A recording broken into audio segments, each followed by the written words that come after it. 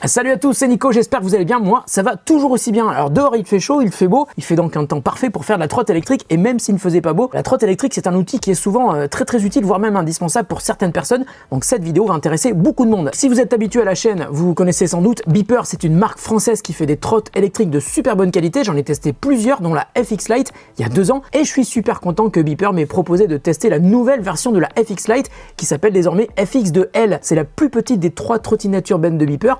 Il y a aussi la Speed et la Max, dont j'ai déjà testé les dernières versions il y a quelques mois, mais la FX2L est la moins chère, c'est aussi la plus légère et la plus adaptée à une utilisation multimodale, c'est-à-dire quand vous utilisez votre trotte électrique pour faire une partie de vos trajets quotidiens, par exemple une partie en trotte, une partie en bus ou tramway ou métro, on peut facilement la transporter, donc elle est vraiment parfaite pour ça. Alors pour brosser le portrait de cette trotte, elle pèse 12,8 kg, elle a un moteur de 250 watts de puissance nominale qui pousse à 300 watts en crête, elle a des pneus pleins, donc increvables, en structure de nid d'abeille de 8 pouces, un frein électronique, un écran central avec afficheur LED, un plateau qui fait vraiment penser à celui d'un skate. En tout cas, en lisant les specs, je me suis rendu compte que c'était plutôt un nouveau modèle qui n'a plus grand chose à voir avec la toute première édition de la Lite. Elle est presque 2 fois plus lourde, elle est aussi plus chère, mais elle a surtout un design totalement différent et promet une autonomie largement supérieure. Et vous me connaissez, je vais évidemment vérifier le nombre de kilomètres que l'on peut faire avec cette trottinette. Et comme la première génération, la FX2L est dispo en 2 versions, la L5 qui promet entre 12 et 15 km d'autonomie avec une batterie de 36 volts à 5 Ah et qui se recharge en 3h30, et la version la plus musclée, la L8 qui promet entre 19 et 22 km d'autonomie avec une batterie de 36 volts toujours, mais cette fois-ci à 7,5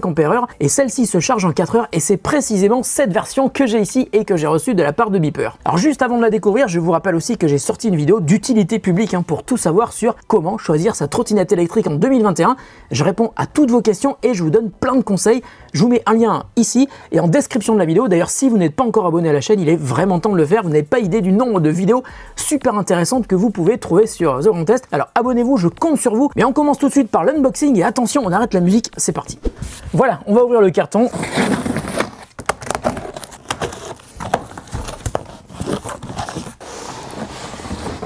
Et voilà, un carton dans le carton. Le carton est plutôt joli d'ailleurs. Oh.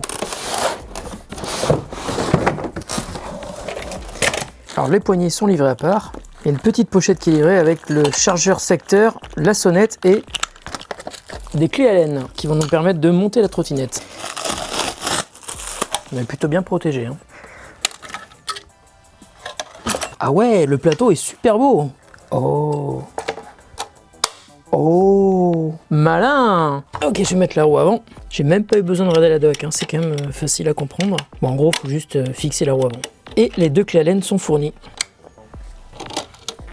La roue avant est bien fixée, je vais remettre les caches pour planquer les vis. Voilà, c'est prêt. Voilà pour la droite, et en revanche, la gauche, il faut que je mette la sonnette avant.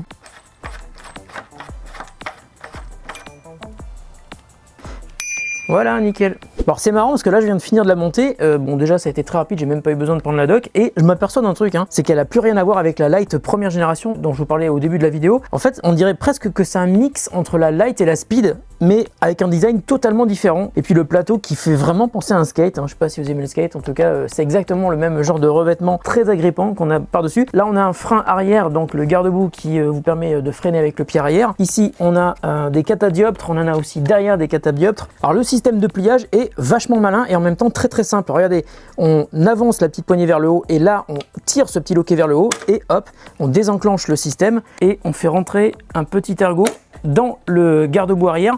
Et ce qui est marrant, c'est que ce petit ergot va vous permettre aussi d'accrocher des trucs en haut. Et pour déplier la trottinette, on tire vers le haut et il suffit juste de ramener la poignée.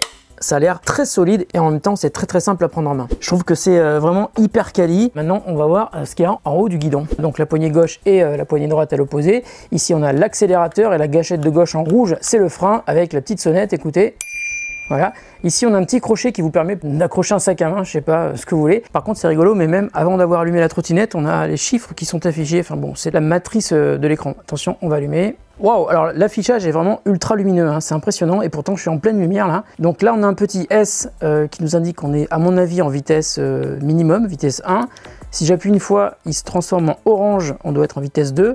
et en rouge, il doit être en vitesse 3, donc c'est la vitesse maximum à 25 km/h. Et si je fais un double clic sur le bouton marche arrêt, et ben ça allume la lumière qui est juste devant. Ah, c'est marrant, hein, c'est 3 LED différentes. Et puis on a aussi une lumière qui est allumée à l'arrière, et si je freine, et ben il y a une deuxième LED qui s'affiche dans le garde-boue arrière, donc qui vous permet de prévenir les gens qui sont derrière vous que vous êtes en train de freiner. Alors si je bascule la trottinette sur le côté, et ben on voit qu'il y a donc la batterie qui est ici, ça c'est le port de charge pour charger la batterie, et cette structure tubulaire qui va jusqu'à l'arrière, en fait c'est séparé en deux. En revanche, je vois pas de suspension. Peut-être que ces roues avec des structures en nid d'abeille vont permettre de servir de suspension, mais en tout cas il n'y a pas d'autre suspension. Voilà, on va voir son comportement sur la route et je vous dirai ce que j'en pense. Bon voilà, j'ai fait le tour de la trottinette, elle a l'air super quali et elle est en plus super jolie avec ses touches de bleu qu'on avait déjà découvert sur la Speed et la Max génération 2. Ici on a une trottinette qui est plus petite, plus légère, moins chère évidemment, mais qui a l'air tout aussi quali. Bon, on a fait le tour de la FX2L, la nouvelle version de la Beeper Lite, version 2021. Maintenant ce que je vais faire, c'est que je vais attraper un casque évidemment parce qu'il est hyper important de se protéger, et je vais aller la tester et puis revenir pour vous dire ce que j'en pense dans quelques jours.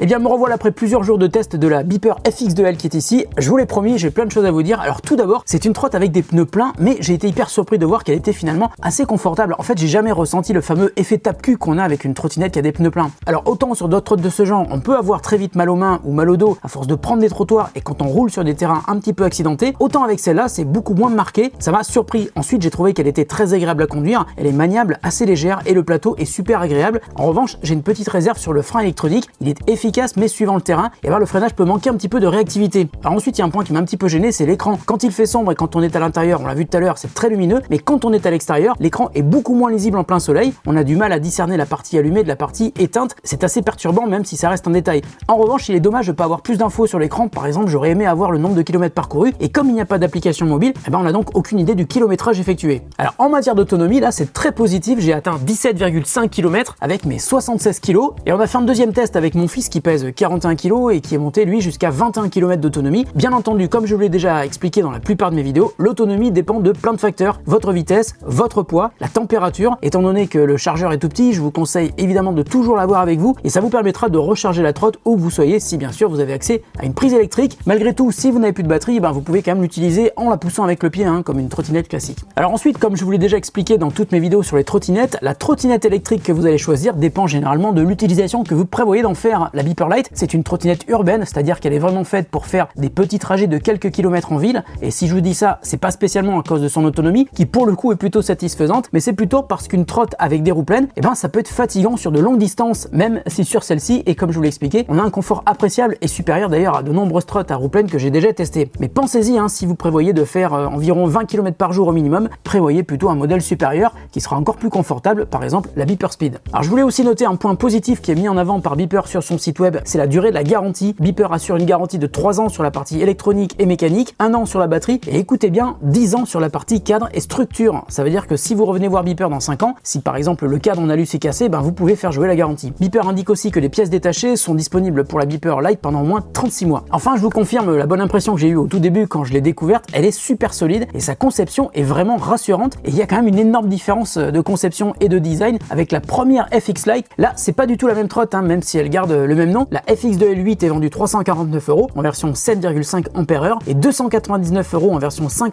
Ah pour la version FX2L5. Mais si vous venez de ma part, vous avez la possibilité de les payer moins cher, ça c'est valable pour les deux versions, et pour cela il vous suffit d'inscrire le code 15TGT Lite lors de votre commande sur le site. Avant de se quitter, je voulais vous signaler que Beeper organise un concours pour gagner cette trotte. Je vous mets le lien en description de la vidéo. Voilà, la vidéo est terminée, J'espère qu'elle vous a permis d'en savoir plus sur la Beeper Lite FX2L, une énorme évolution par rapport au modèle de la génération précédente. On se retrouve très bientôt pour une autre vidéo sur The Grand Test. Salut à tous et à toutes.